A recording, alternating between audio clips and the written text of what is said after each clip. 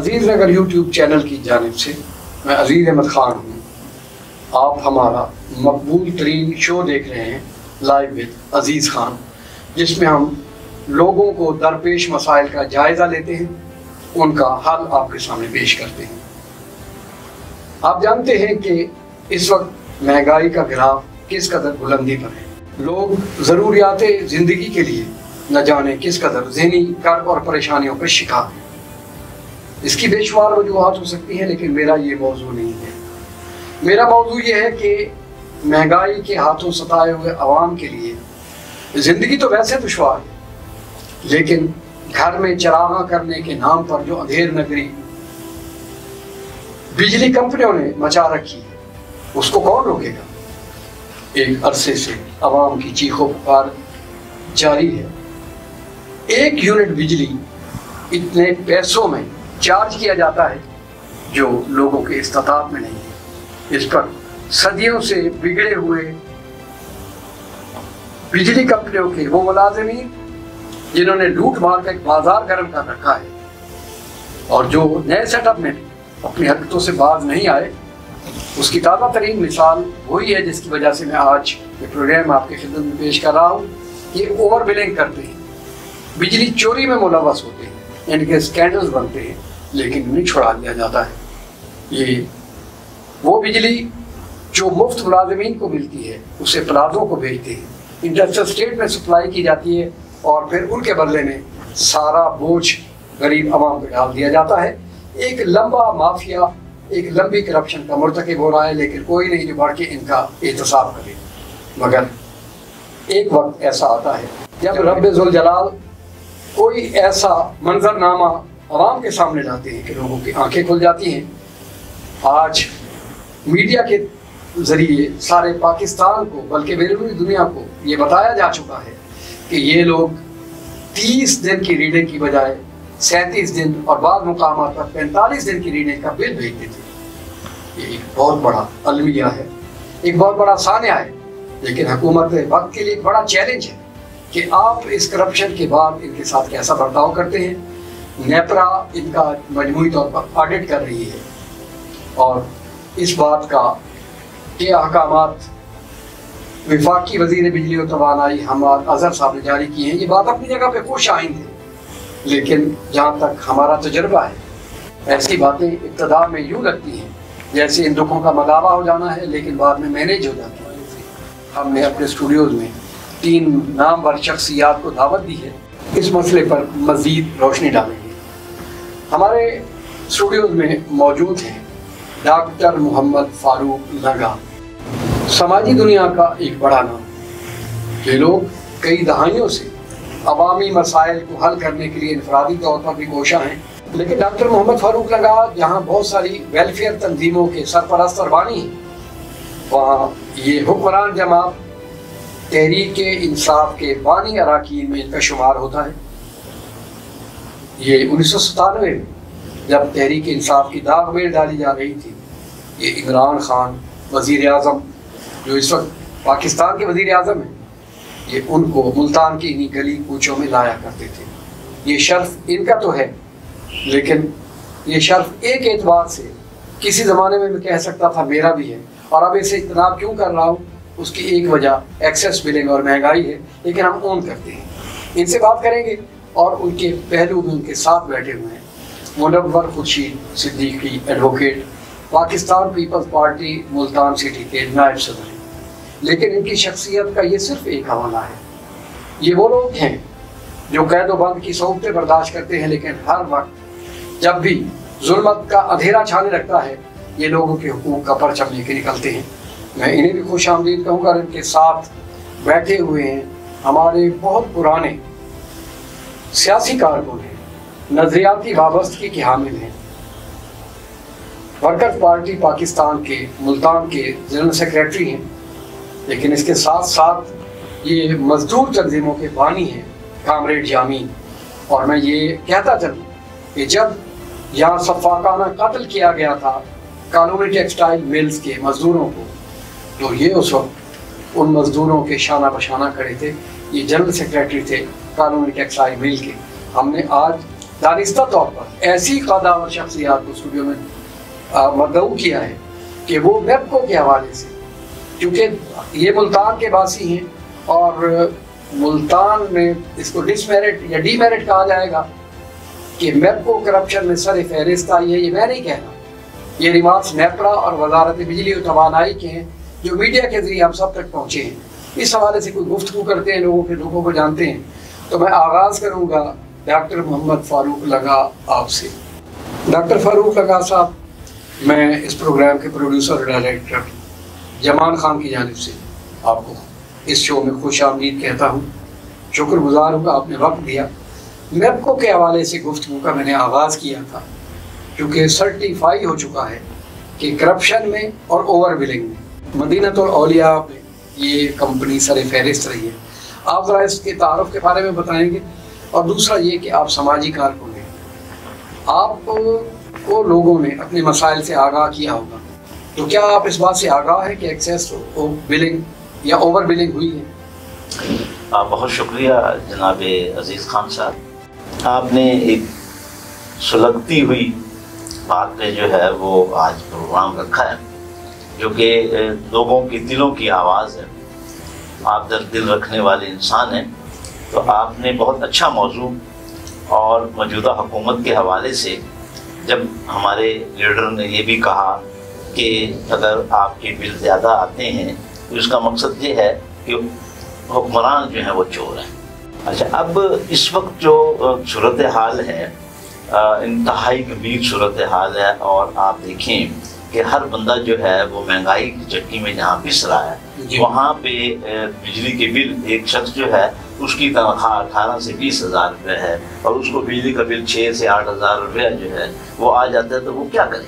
सही। बहुत से हमें इसी तरह की शिकायत मिलती हैं। आपकी बात बजा है, मेरे इल्म में है कि ये 35 से 37 दिन 40 दिन के बिल इन्होंने ओवर डाले हैं, और बहाना ये किया है कि जी वो क्योंकि इस्लामी त्यौहार थे, उन त्यौहारों की वजह से जो है वो छुट्टियां थी और वो बिलिंग कर दी।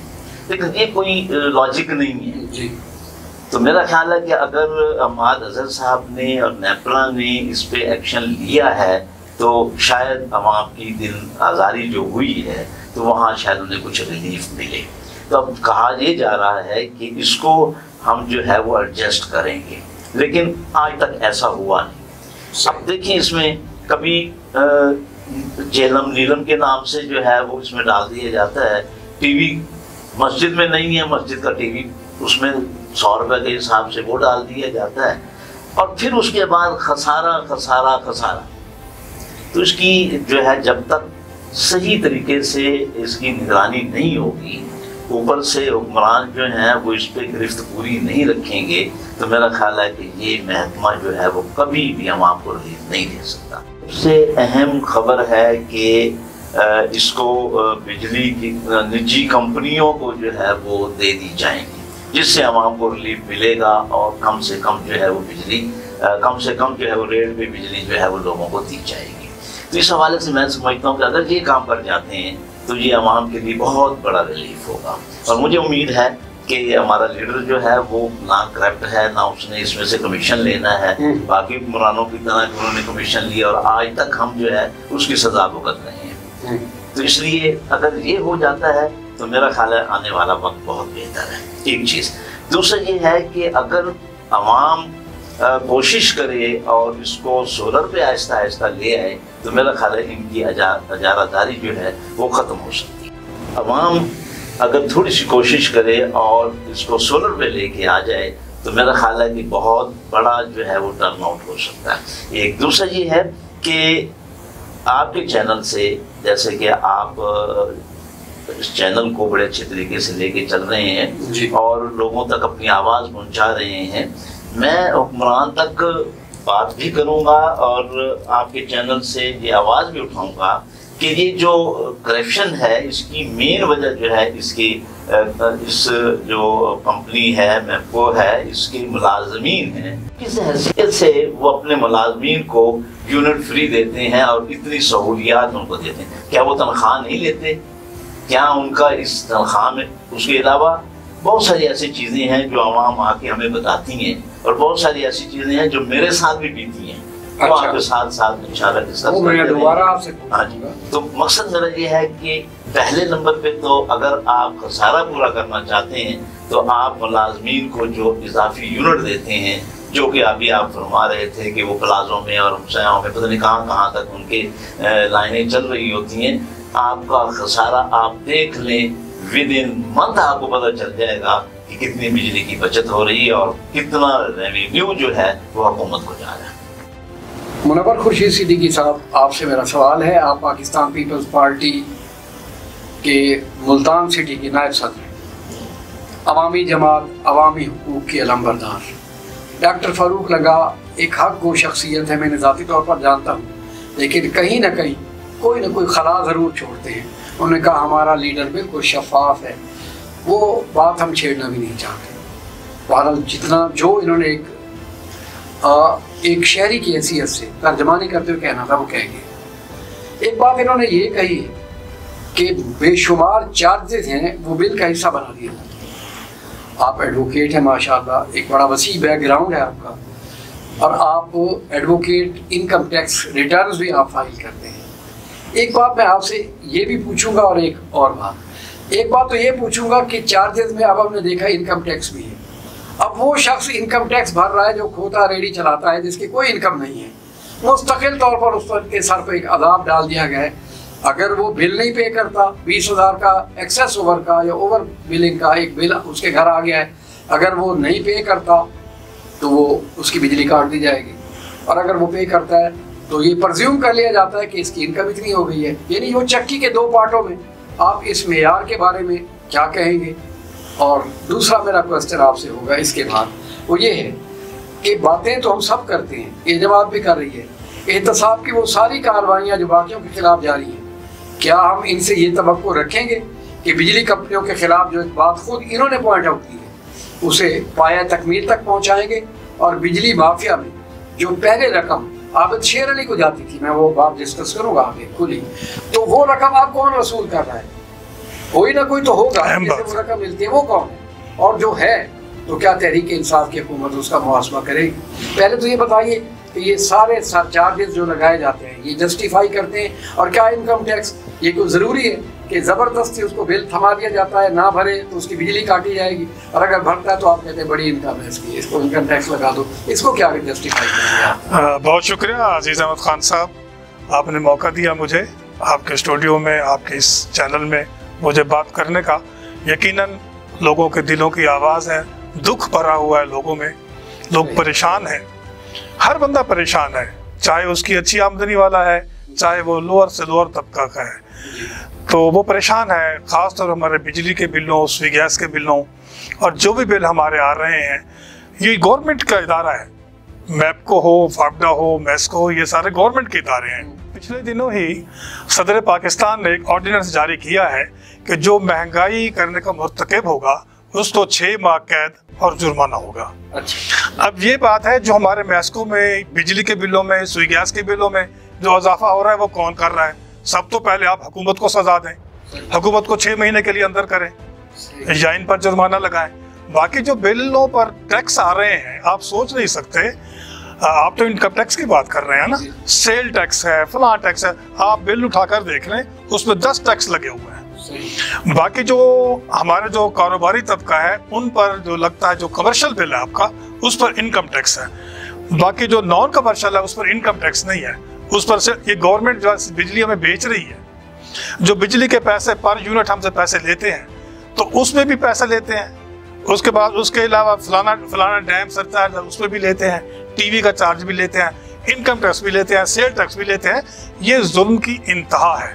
जैसे आपने फरमाया हमारा एक यूनिट 26 रुपए का पड़ रहा है, तो इतनी महंगी बिजली, एक जो जिस आदमी तनख्वाह, हमारा जो क्लरिकल स्टाफ है जो मेरे क्लास 4 है, क्लास 3 है, जिसकी तनख्वाह ही 20,000 है, 25,000 है, तो वो 10,000 15,000 बिल कैसे अफोर्ड करेगा?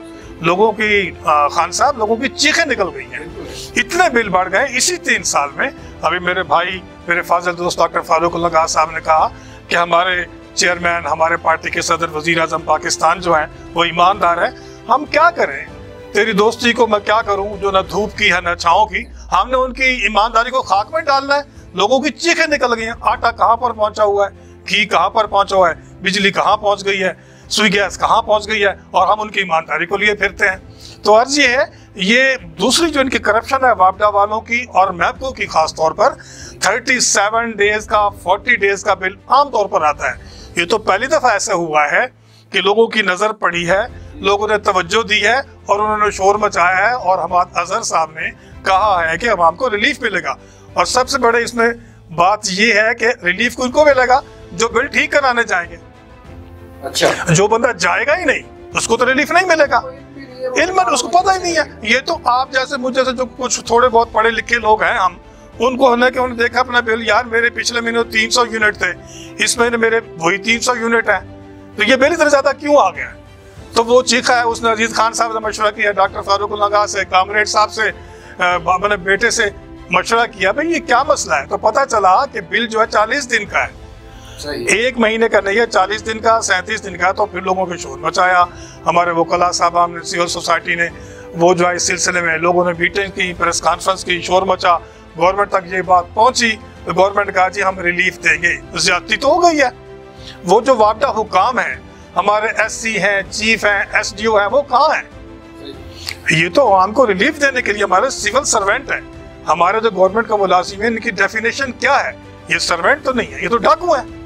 जो आपके घर पर आपकी बिजली में अंदर बैठे हैं, आप डाका आपके बाहर डल रहा है, आपके मीटर पर दीवार के साथ डाका डल रहा है और कोई पता नहीं है, कोई पूछने वाला नहीं है। बहरहाल कहाँ तक सुनेंगे, कहाँ तक सुना है, कहाँ तक जुल्म नहीं होता, ये आपने एक बहुत ही अहम इशू है, उसको आपने उठाया है। यकीनन हमें इस बारे में सोचना होगा और हुकाम को सोचना होगा कि जो बिजली चोरी होती है उसमें मुनव्वर खुर्शीद का, अजीज अहमद खान का, डॉक्टर फारूक लगा गया, कामरेड का क्या कसूर है?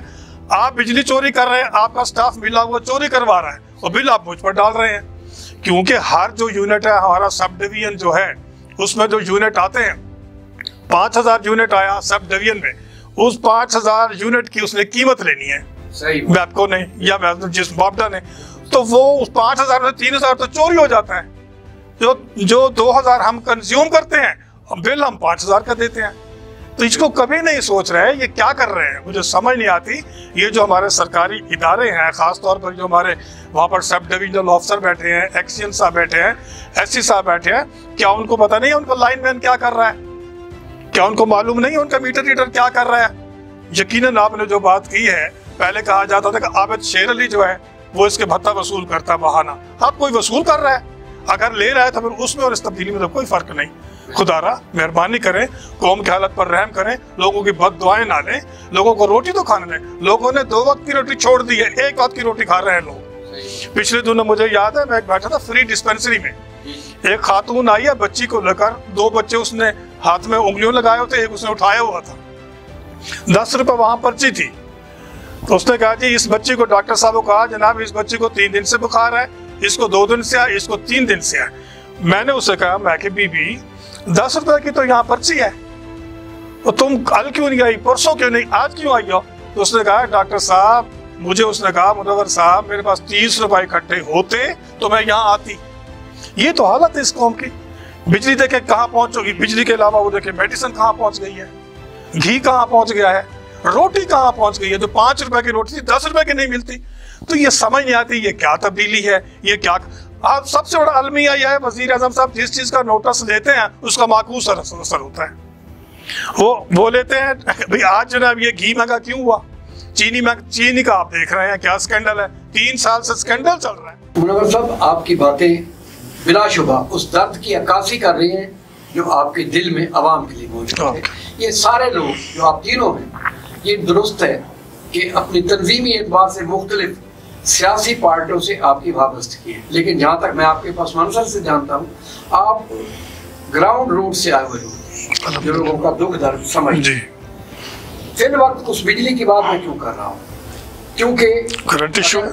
जी बिल्कुल करंट इशू है। ये एक्सपोज हुआ एक अरसे के बाद, हम एक अरसे से इसकी आप भी आवाज उठा रहे थे, हम भी आवाज उठा रहे थे, कोई सुनता नहीं। अब इस मसले को हम लेकर चले, इसको ज्यादा शिद्दत के साथ इसलिए आश्कारा कीजिए कि जिस घर की बिजली काट दी जाती है वहाँ पानी दस्तयाब नहीं। बिल्कुल सही, बिल्कुल सही। वहाँ अंधेरा होता है और सारे घर वाले बाकी लोग एसी तो नहीं चलाते, इसके घर एक पंखा होगा। इन जालिमों ने उनके घर 10-10 हज़ार के बिल भेजे, जबकि उनकी इनकम कम है। इसी बात को आगे बढ़ाते कामरेड यामीन साहब, आपका नुक्ता नज़र मैं जानना चाहूँगा। आप ट्रेड यूनियन स्टेप पुराने, इस वक्त वापडा की जो मजदूर तंजीमों के नाम पर इन्होंने शब खून मारने वाले भर्ती किए हुए हैं या बिठाए हुए हैं, उनके बारे में मैं आपसे पूछना चाहूँगा।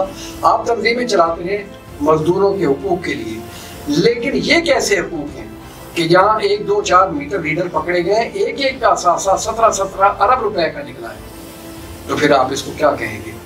फिर जो मजदूर तंजीमों के नाम पर मेपको की या बाकी बिजली की तकरीम कार कंपनियों में मुलाजिमीन बैठे हुए, वो तो करप्शन को शेल्टर दे रहे। तो आप इस हवाले से क्या कहना चाहेंगे? और एहतसाब के हवाले से एक आपका मैंने अखबार में एक बयान पढ़ा था कि एक मीटर रीडर पकड़ा गया है, वो नैब में, वो इस वक्त मतलूब है कि बाकी सारे मुलाजमीन, इनके बंगले हैं, इनकी ज़रूरी ज़मीनें हैं, इनके अपने प्लाजे हैं, जो बिजली चोरी ये करवाते हैं उससे खरीदे हुए हैं, तो क्या मजमूई इनका एहतसाब नहीं होना चाहिए? और मजदूर यूनियनें जो इन्होंने बनाई हुई है वापडा की, उसका किरदार क्या होगा इसमें? मैं सबसे पहले तो अजीज नगर चैनल का शुक्रगुजार हूँ कि उन्होंने आज मौका फराहम किया। जहाँ तक ताल्लुक़ है बिजली का, तो पाकिस्तान में जब से ये क़याम पाकिस्तान का मार्ज़ वजूद में आया, उस वक्त से लेके आज तक करप्शन जो है वो बढ़ती गई है, कमी नहीं। सही। अब मौजूदा तब्दीली ने वो तब्दीली की है कि इंसान का जीना बड़ा मुश्किल हो गया। जहाँ तक आपने जैसे कहा कि लेबर की यूनियनें जो है ना वो क्या करती हैं, आज यूनियनें भी हिस्सा हैं और उनके लीडर जो है वो हुक्मरानों की तरह करप्ट है, क्योंकि वो मजदूर को अपने मुफाद के लिए वो तरबियत देते हैं कि करप्शन करोगे तो जिंदा रहोगे, बसूरत दीगर जो है ना भूख से मरोगे। खूबसूरत बात। तो ये क्योंकि ट्रेड यूनियन हमेशा मार्ज़ वजूद में इसलिए आती हैं कि वो मुलाजमीन का, मजदूर का की फलाह के लिए काम करें। यहाँ तो जब आप मजदूर लीडरों को, वापडा के मजदूर लीडरों को देखेंगे तो वो तो अरबोपति आपको नजर आएंगे। अगर मेपको का एक लीडर है वो करोड़ों पति बन जाएगा। सीटें जो है लेबर की वो बेचते हैं लेबर लीडरान, और उसकी पुष्ट पनाही क्योंकि वो मुहाफिज है अफसरान के, और आप अफसरान जो है उन यूनियन के मुलाजमीन के चहीते इसलिए रखे हुए हैं ताकि आपस में कोई शिद्दत पसंदी ना आए, कोई बिगाड़ ना आए। वो एक दूसरे को लूट मार का हिस्सा बने हुए हैं। जहाँ तक है महंगाई का ताल्लुक, भाई महंगाई तो है, वो इसका हुकूमत क्या कोई और भी हुकूमत आ जाए तो मौजूदा तसलसल में महंगाई को नहीं रोका जा सकता जब तक कि कोई अवाम की भलाई का निज़ाम मुल्क में मुसल्लत नहीं होता।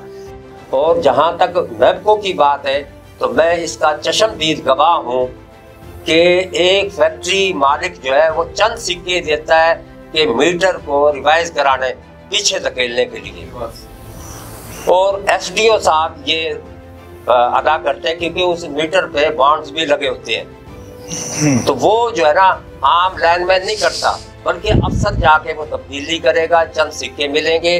हालत तो ये है कि जितने बड़े बड़े फैक्ट्री ओनर है वो सही बिल नहीं देते, वो बिजली चोरी का इर्तिकाब करते हैं, गरीब उसका खमियाजा भुगतता है।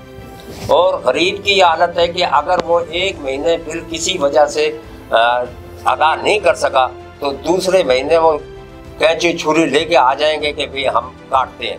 अब रहा ये कि भी 37 दिन का या 38 दिन का जो बिल आया है, भाई जब आपके इल्म में आ गया तो आपने सबसे पहले उन चोरों को पकड़ा क्यों नहीं? मुझे कोई ऐसा नजर नहीं आया हुकूमत का काम कि किसी एक चोर पे मैपको जो है सबसे अव्वल नंबर पे आई बदकियानती में। भाई कोई मैपको का अफसर पकड़ा गया कि भी तेरे होते हुए ये क्या हुआ? तो कोई ऐसा पूरे मुल्क में मुझे नजर नहीं आया। डॉक्टर फारूक लगा साहब, आपने अपनी गुफ्तगू में एक बात की थी कि आपके वज़ीर आज़म किरदार के हवाले से शफाफियत के आईनादार, अक्सर आवाम की अब भी उनके बारे में यही राय है, और जो लोग उनसे प्यार करते हैं वो बड़े भोले लोग हैं। बहरहाल मोहब्बत में वो ये अब भी कहते हैं कि वज़ीर आज़म ठीक है, उनकी टीम ठीक नहीं। बहरहाल टीम को ठीक करना भी इनकी ही जिम्मेदारी है। आपने एक बात कही थी कि वज़ीर आज़म ने ये कहा था कि बिजली में चोरी की जाती है। मैं आपसे पूछना चाहता हूँ कि ये टी चौक के दिनों की बात है, हम भी बड़े शौक़ से देखा करते थे कि शायद वो जो मॉडल टाउन के डाकू और सफाक लोग बैठे हैं वो चले जाएंगे और एक अच्छी हुकूमत की बुनियाद रखी जाएगी। तो वज़ीर आज़म साहब ने उस वक्त कहा था बिल जलाएँ, बिल पे करना बंद कर दें। एक एतबार से सिविल लाफरमानी की तहरीक चलाई थी। क्या आपने अपने जो नुमाइंदगान हैं, MNAs हैं, उनको उनसे आप मिलते रहते हैं, वो आप बराह रास्त में मिलते हैं, लेकिन क्या आपने उनको उनका रोल याद दिलाया? ये मेरा फिर वक्त ये क्वेश्चन है, अगली बात मैं आपसे पूछता हूँ, क्या आप उनको ये बात याद दिलाया करते हैं कि आप कैसे बिल जलाया करते थे और कहते थे बिल ना दे? वो रेट कम नहीं थे शायद इससे। आपने बहुत अच्छी बात की। असल में बात ये है कि आप देख लें कि पूरा सिस्टम खराब है। सिस्टम को दुरुस्त करने के लिए कोई अल्लाह दीन का चिराग नहीं होगा कि उसे रगड़ेंगे और पूरा सिस्टम ठीक हो जाए। करप्शन हमारी रगों में रच चुकी है। अगर देखें, मैं अगर कहीं जाता हूँ, मैं कहता हूँ कि मेरे से आप 1000 रुपया 2000 रुपया ले लें, मेरा काम अभी कर दें, मैं खुद ही उसको सिस्टम को खराब कर रहा हूँ ना। अगला कहता है कि नहीं जी आप 2000 में नहीं, अब तो मैंने ऊपर भी देने हैं, मुझे 5000। सही। तो मकसद ये है कि एक सिस्टम को रोड पे लाने के लिए, सिस्टम को बेहतर करने के लिए एक वज़ीर आज़म, एक मिनिस्टर, ये एक हुकूमत नहीं कर सकती। ठीक है, करप्शन की एक मीटर जो है वो किराया लेते हैं, जबकि कहा गया है कि ये मीटर आपका है और आपसे हमने किराया वसूल करना है। अच्छा, अब उसका सिस्टम देख लें, हमारी मैनेजमेंट देख लें कि एक पोल पर कोई 80-90 मीटर होता है, अपना मीटर आप ढूंढ नहीं सकते। तारे जो हैं वो पता नहीं है कि एक दूसरे के साथ लगा के किसको कौन सी बिजली दी जा रही है। अच्छा, अब फिर आगे देखें, हमारे दोस्त हैं, उनके यहाँ मीटर जल गया, उन्होंने वहाँ पे एप्लीकेशन दी कि बारिश की वजह से मीटर जल गया है, बहुत सारे मीटर उसमें थे। उन्होंने कहा जी इसका एग्जाम जो देते हैं इसका लेबॉर्ट्री। अच्छा, आप जैसे कह रहे थे कि लेबॉर्ट्री में, तो इनकी लेबॉर्ट्री है ना, जब तो वहाँ पर जब ये एग्जाम कर रहे हों, वहाँ पे उस सारिफ को बुलाया जाए, उसको साथ रखा जाए।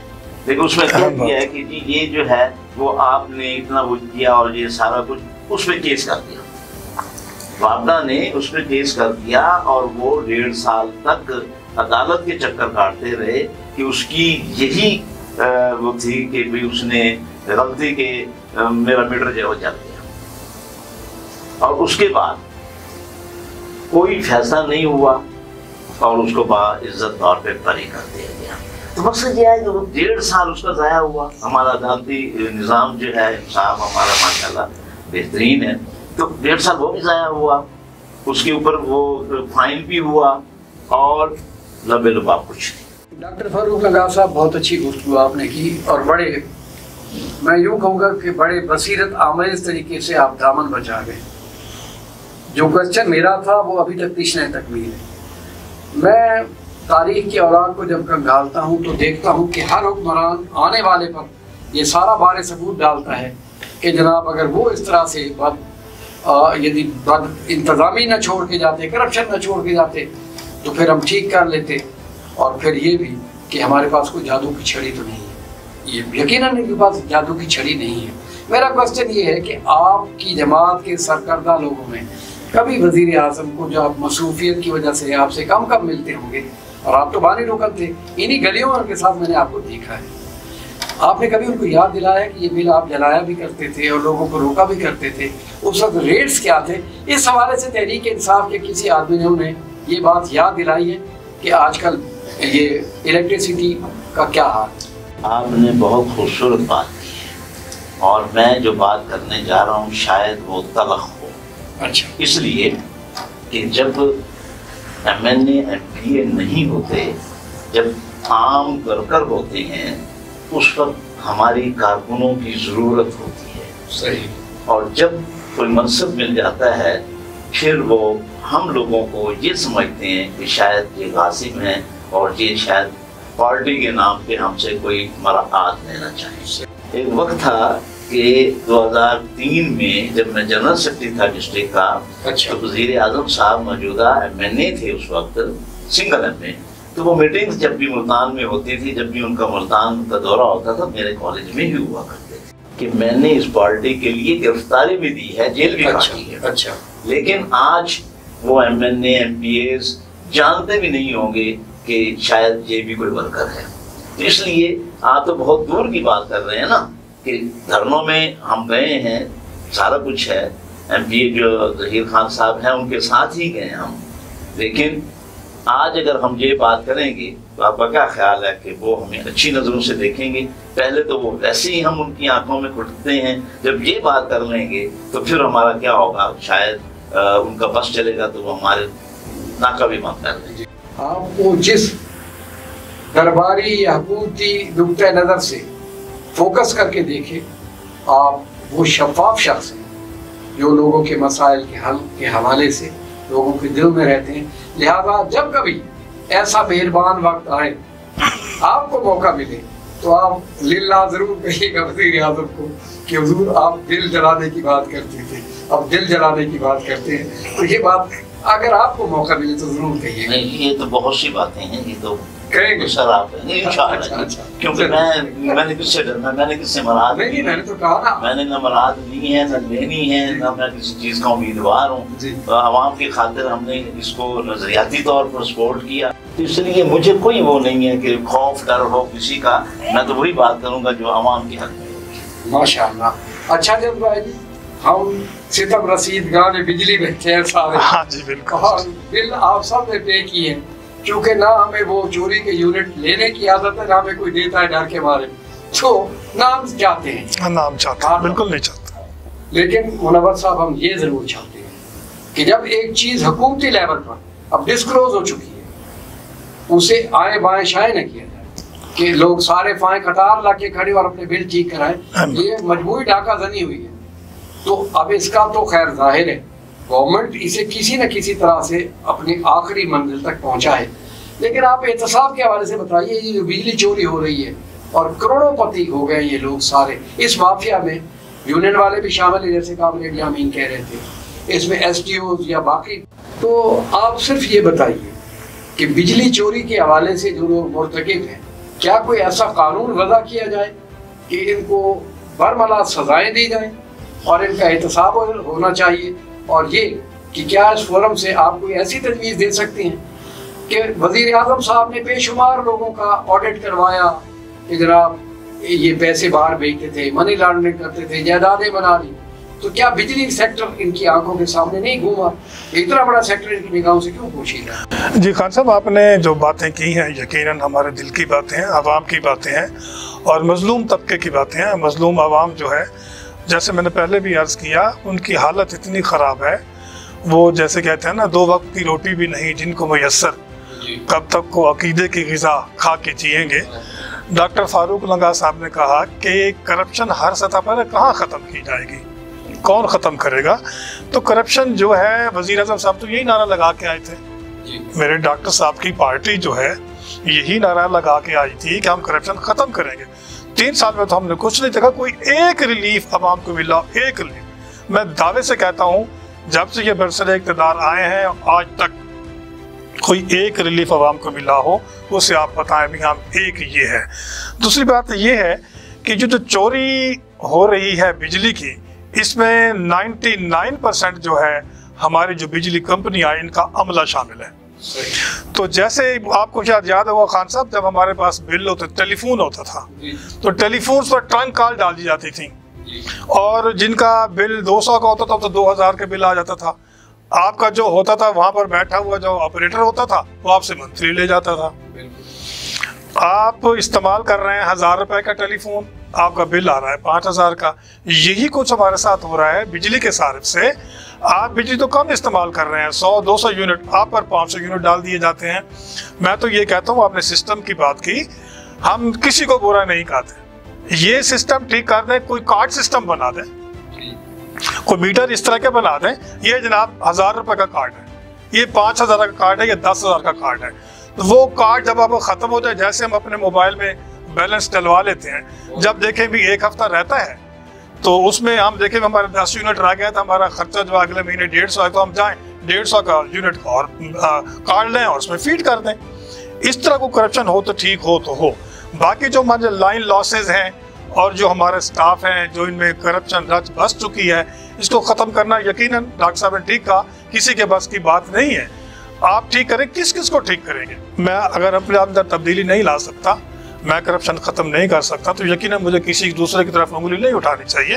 तो हमारे माशरे में एक मोची से लेकर और वज़ीर आज़म तक सबका एक हाल है, मैं किसी की तरफ उंगली कैसे करूँ? ये सिस्टम ऐसा बन चुका है, करप्शन इतनी रच बस चुकी है, तो अब तो ऐसे मालूम होता है कि पता नहीं क्या होगा, हमारा हर शाख पे उल्लू बैठा है, अंजाम गुलशन क्या होगा। तो दुख वाली बात है। तो अगर वो सिस्टम आ जाए हमारा कार्ड वाला, तो उसमें कुछ करप्शन कम होगी। ये जो हमारा एक तो ये तो हमारी बहुत सी बातें हुई हैं ना इस पर कि बिजली कंसील होती है या ज़्यादा जलती है, बिल ज़्यादा जाता है। जब आप मीटर लगवाने जाते हैं उसके लिए आपको पैसे देना पड़ते हैं। जब आपका मीटर वो आया है मीटर रीडर, वो कहता है जी आपका मीटर टेम्पर हो रहा है, जी आपका मीटर स्लो चल रहा है। और भाई मीटर मैं तो स्लो नहीं कर रहा, अगर कोई स्लो कर रहा है, किसी करप्शन साबित हुई है, तो उस पर ज़रूर जुर्माना लगा। वो जैसे अभी बात हो रही थी, डॉक्टर साहब ने और कॉमरेड साहब ने बात की है कि जो उनकी लैब किसकी है, मीटर आपको उठा के ले जाते हैं, हमारी लैब में जनाब टेक्नीशियन बताएगा आपका मीटर कितना स्लो था या टेम्पर्ड था या ख़राब था, ठीक है ओके। लेकिन आपके जो लाइन मैन है, जो STO साहब हैं, जो लैब वाला, उसने जो रिपोर्ट दिया उस तरह आपको जुर्माना हो जाएगा। आप तो कहाँ थे? मेरा तो हक ये है कि मुझे भी साथ लाया जाए, हाँ भी ये लेबॉर्ट्री है, आप वहाँ जाएं, मैं भी वहाँ आऊँगा, आप भी वहाँ आऊँगा, अपने सामने आप रिजल्ट लें। अगर टेम्परिंग की है या स्लो कराया, जो कुछ कराया, पहली तो बात यह है स्लो जो भी करता है वो वापडा का एहलकार ही करता है। आम आदमी लेमैन को पता नहीं है। आप बाजार चले जाएं, चौक बाजार चले जाएं, जितने भी हमारे कंजस्टेड एरिया हैं, वहाँ से 90% लोग जो हैं उनके मीटर ही नहीं है, डायरेक्ट उन्होंने कूड़े लगाए हुए हैं। कराची में यही हाल है, डायरेक्ट कूड़े लगे हुए हैं। तो उसका खमियाजा हम क्यों भुगते? सारे डाकू जो है उनका खर्चा, उनके बिजली के बिल हमने भरने हैं, हमसे मुराद दिया हमारे गरीब आवाम ने भरने हैं। जिसकी 2000-1500 तनख्वाह है उसको बेचारे को रोटी नहीं पूरी है। अभी जमान खान बेटे ने हमारे खूबसूरत बात की है, हम तो जो 2000, 4000, 5000, 10,000 कमाते हैं वो तो बिजली के बिलों में चला जाता है। एक पंखा चलाने से 2 बल्ब जलाने का बिल कितना, 6000 बिल आ जाता है। तनख्वाह कितनी है? 10,000, 20,000, ज्यादा से ज्यादा अगर गजटेड अफसर ही हमारा है उसकी तनख्वाह कितनी है? 50,000, 70,000, तो उसके 30,000 तो बिजली के बिल में चला जाता है। तो मुझे समझ नहीं आ रही ये मुल्क कैसे चलेगा, हमारा सिस्टम कैसे चलेगा, इसको हम कैसे दुरुस्त करेंगे। निजकारी कर दी जाए और फिर देखिएगा कि अवाम जो है वो इस हुकूमत के साथ है, हमारे साथ होगी और उसको बहुत रिलीफ मिल जाएगा। मैं आप तीनों हजरात का शुक्रगुजार हूँ गैर रस्मी तौर पर अपनी जानिब से और इस चैनल के प्रोड्यूसर डायरेक्टर जमाल खान की जानिब से कि आप तशरीफ़ लाए, आपने गुफ्तगू, लेकिन सिर्फ गुफ्तगू नहीं की, आपने इजहार में किसी तरह से मसलियत अंदेशी से काम नहीं हुआ, आपने आवाम के दिलों की तर्जुमानी की। और यकीनन मैं तवक्को ये रखूँगा कि आप हमें इसके अलावा भी, आप बड़ी दानिशमंदाना नज़रें रखने वाले लोग हैं, हमें मौका देते रहेंगे। मैं डॉक्टर साहब आपका इनफरादी तौर पर शुक्रगुजार हूँ, मुनव्वर खुर्शीद सिद्दीकी दिल की गहराइयों से गैर रस्मी तौर पर कि आप तशरीफ़ लाए। और कामरेड यामीन, आप हमारे पिछले जन्म के भी साथी हैं, जन्म जन्म के साथी हैं, आपका शुक्रिया मैं अदा करता हूँ। आप आते रहेंगे। आपने लोगों की दुआएं समेटी हैं। मेरी तरफ से सिर्फ ये एक जुमला है कि मीडिया भी बाज़ औक़ात किसी न किसी मसलियत पर, किसी न किसी स्टेज पे शिकार होता है। आप बरमला बोले, आपको अल्लाह इसका अजर देगा। ये बर्निंग क्वेश्चन था आज का प्रोग्राम। मुल्क की बिजली की जो तकसीम कार कंपनियां हैं उनमें पाई जाने वाली करप्शन और आवाम से की जाने वाली नाइंसाफियों पर मबनी था, जिसकी निशानदेही खुद वजारत बिजली और तवानाई ने की और नेपरा को हुक्म दिया गया कि खसूसी ऑडिट कराएं। और इस ऑडिट के नतीजे में आवाम जो पहले इस बात को जानते थे कि ओवर बिलिंग की जा रही है, कोई उनकी सुनता नहीं था। अब एक हकीकत एस्टेब्लिश हो गई कि ये एक दिन की चोरी नहीं थी, ये बरसों की डाकाजनी जारी थी। लोग वज़ीर आज़म पोर्टल पर शिकायत करते थे, उनको भी मैनेज कर लिया जाता था और लोगों की बिजलियाँ काट दी जाती थी। आज जबकि इनकी करप्शन इज्तिमाई तौर पर मंजर आम पर आ चुकी है, मुल्तान के बासी होने के नाते से उन्हें इस बात का अफसोस रहेगा कि ये वलियों की नगरी, जिसे हम मदीनतुल औलिया कहते हैं, यहाँ की बिजली कंपनी जिसे मेप्को का नाम दिया जाता है, ये मुल्क की करप्ट तरीन कंपनी शुमार की गई है। और इस बात का इजहार वजारत बिजली और तवानाई ने किया है। और अब एक बार फिर, ये तो कुछ पिछले दिनों की बात है, अब एक्सेस बिलिंग के हवाले से, ओवर बिलिंग के हवाले से ये सारी तकसीमकार कंपनियों में फिर सरे फहरिस्त है। हमारे लिए, मुल्तान के शहरियों के लिए सुहाने रूह तो है कि मुल्तान में वसाइल लोगों के पास ज़्यादा नहीं है। ये सूबाई दारुल हुकूमत भी नहीं, हम पहले भी जबर का शिकार है। ये दारुल खिलाफा भी नहीं है, यहाँ महदूद आमदनी वाले गरीब लोग बसते हैं। ये बिजली कंपनी उनको बेदर्दी से लूट रही है। हमने इसको प्रोग्राम के हवाले से आपके सामने पेश किया, इनकी लूट मार को आश्कारा किया। उम्मीद ये रखते हैं कि हमने ज़ाती हैसियत पर कोई ऐसी बात नहीं की। इज्तिमाई तौर पर मेप्को की लूट मार और उसमें पाए जाने वाले जो असाब है, वस्तु कुशाद है, और वो जो यूनियन के नाम पे इनको तहफ़्फ़ुज़ दे रहे हैं, इन सब का कड़ा एहतसाब जब तक नहीं किया जाएगा। और डॉक्टर फारूक लगा ने एक बड़ी काम की बात कही, वो सारी बातें इनकी काम की थी, ये कि जब तक आज जो डिक्लेयर हुआ कि निजकारी की तरफ से बिड्स इनसे ली जा रही हैं, और हम उससे तवक्को भी रखते हैं कि अब इन्हें कोई ढीली गिरफ्त नहीं देंगे, अब इनका कड़ा एहतसाब करेंगे और बिजली कंपनियों में पाई जाने वाली लूट मार और करप्शन का कड़ा एहतसाब करेंगे। अजीज़ नगर यूट्यूब चैनल से मैं इस शो में आपसे इस वक्त इजाज़त करता हूँ। अल्लाह ने